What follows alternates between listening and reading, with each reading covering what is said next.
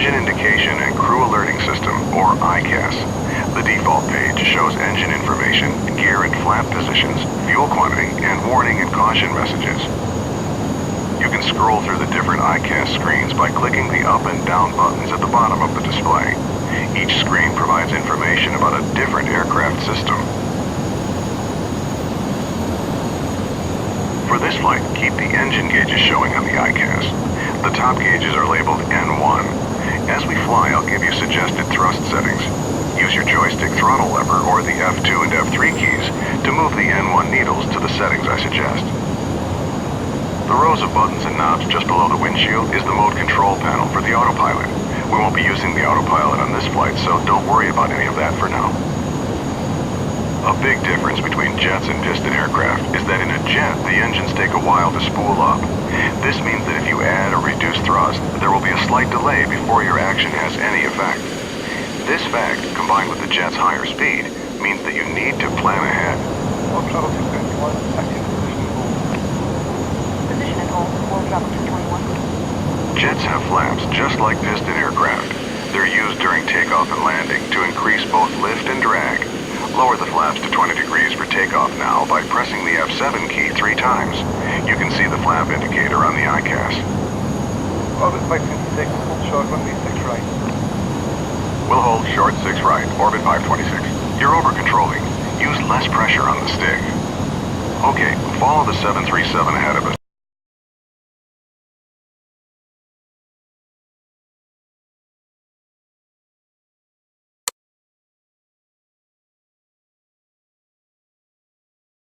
But hold short of the runway. Release the brakes by pressing the period key and apply some thrust to get us going. You're over-controlling. Use less pressure on the stick.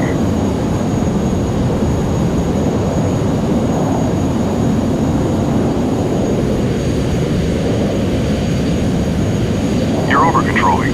Use less pressure on the stick.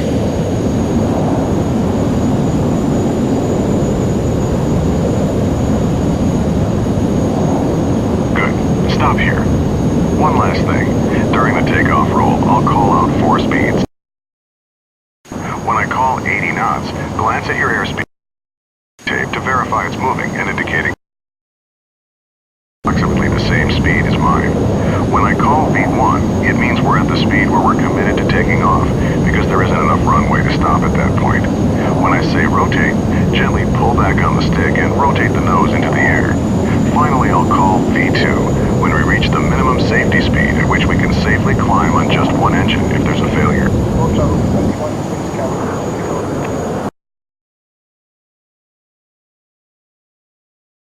World Travel 221, approach.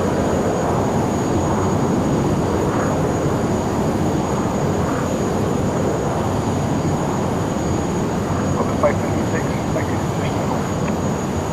Position and hold, orbit 526. Okay, we're cleared to taxi onto the runway, but not to take off yet. Taxi ahead and turn right onto the runway. Stop once you're on the runway and lined up with the center line.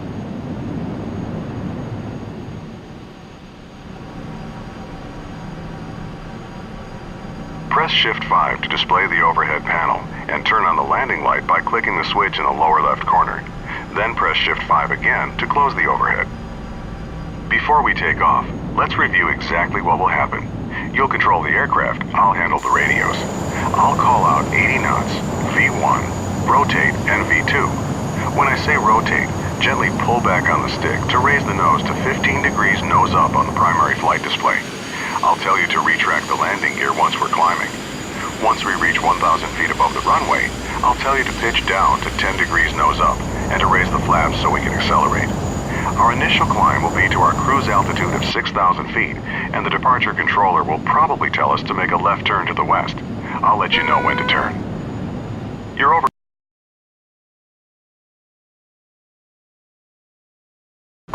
Use less pressure on the stick. Orbit 526, winds are calm, runway 6 right, clear for takeoff. Cleared for takeoff, orbit 526. All right, we're cleared to go. When you're ready, use the throttle lever on your joystick or press the F3 key to add thrust. Start with 50% N1. Let the engine stabilize and then increase thrust to 100%.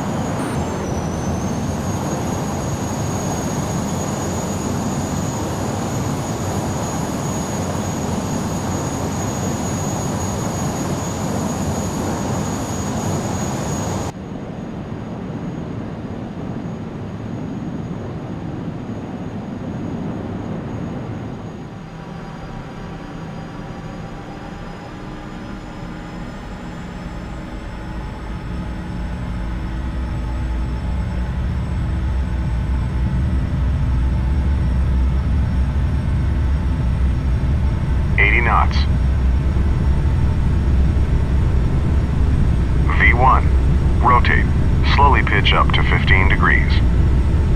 V2.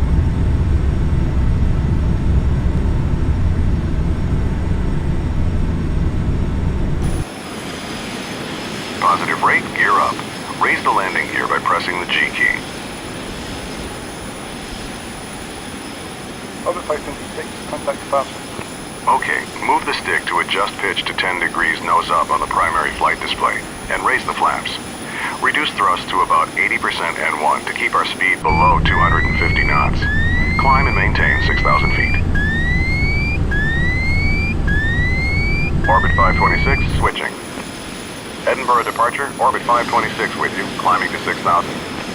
Orbit 526, roger. Orbit 526, turn left, heading 270. You're over-controlling. Use less pressure on the stick.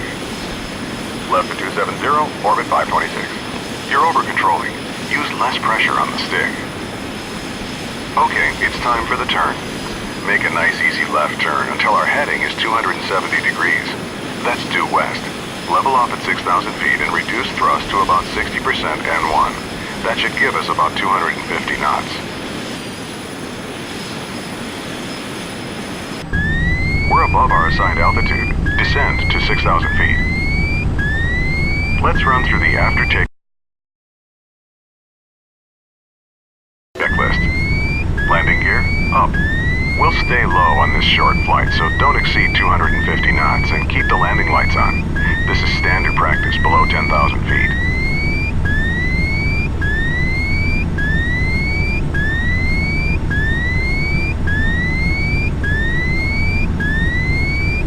You're over-controlling.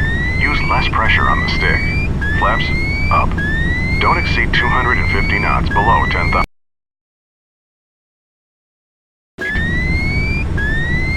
Orbit 526, resume own navigation. Thrust set to 80% N1 for the climb. After takeoff checklist complete.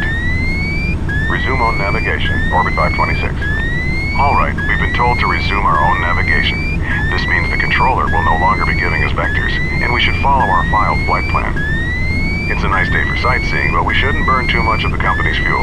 Take us south to get us back on track. Our flight plan route takes us to a point that will line us up for an approach to Glasgow's runway 23, which is currently the active runway.